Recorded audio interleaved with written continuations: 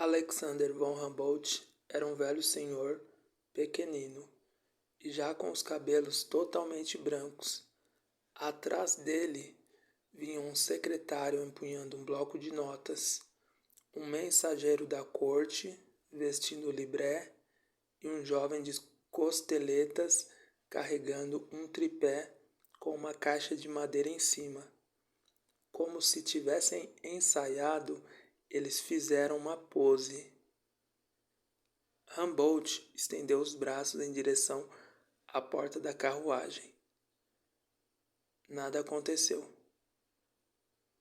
Ouviu-se uma discussão exaltada no interior do veículo. Não, alguém gritou, não. Depois soou uma batida surda. Então, pela terceira vez, não. E por um tempo ainda, nada. Finalmente a porta se abriu e Gauss desceu pisando no chão com cuidado.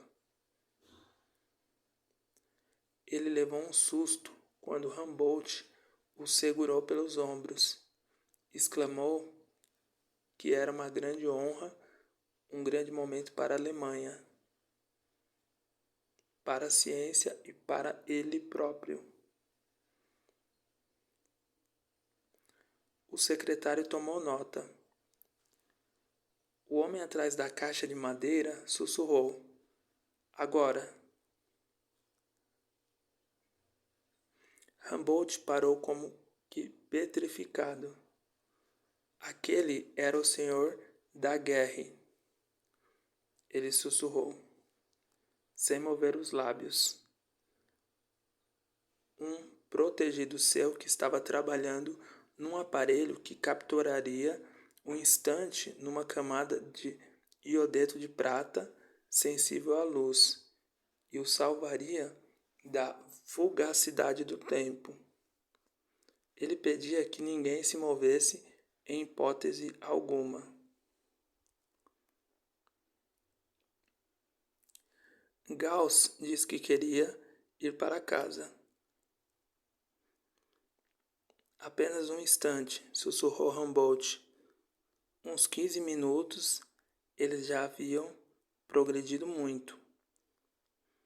Até pouco tempo antes, teria demorado muito mais. Nas primeiras tentativas, ele havia pensado que suas costas não aguentariam. Gauss quis se virar e sair, mas o velhinho segurou com uma força surpreendente, ao mesmo tempo em que sussurrava: notificar o rei. O mensageiro saiu em disparada. E a seguir, provavelmente, porque acabara de lhe ocorrer, verificar possibilidade de criação de focas em Warnemünde. Condições parecem favoráveis. Lembrar-me amanhã. O secretário anotou. Eugênio, que só então, mancando ligeiramente, descera da carruagem, desculpou-se por terem chegado tarde. Ali nunca era tarde nem cedo demais, murmurou Humboldt.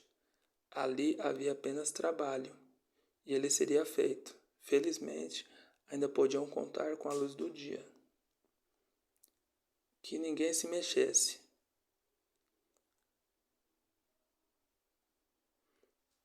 Um policial entrou no pátio e perguntou o que estava acontecendo ali.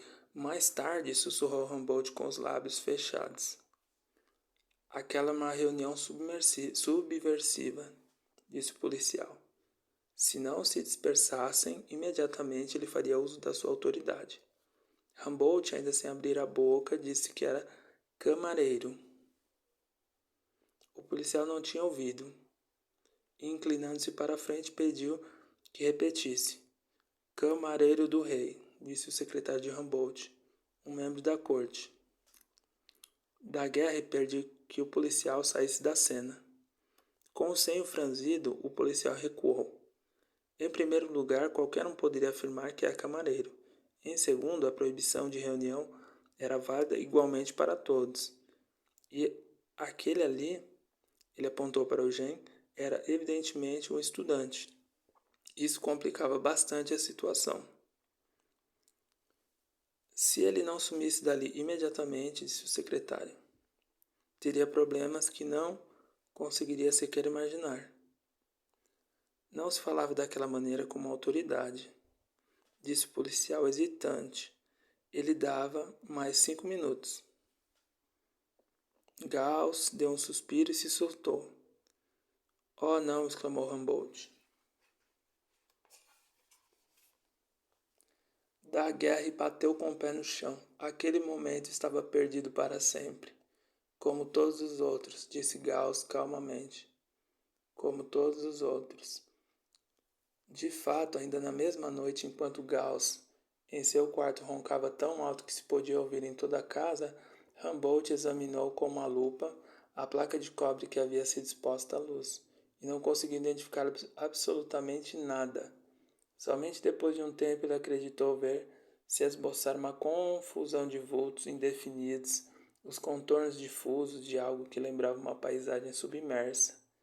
E no meio de tudo uma mão, 3 sapatos, um ombro, o punho de um uniforme e a metade de baixo de uma orelha. Ou não. Com um suspiro jogou a placa pela janela e ouviu-a cair no chão do pátio. Com baque surdo. Segundos depois ele a havia esquecido, como a tudo em que alguma vez fracassara.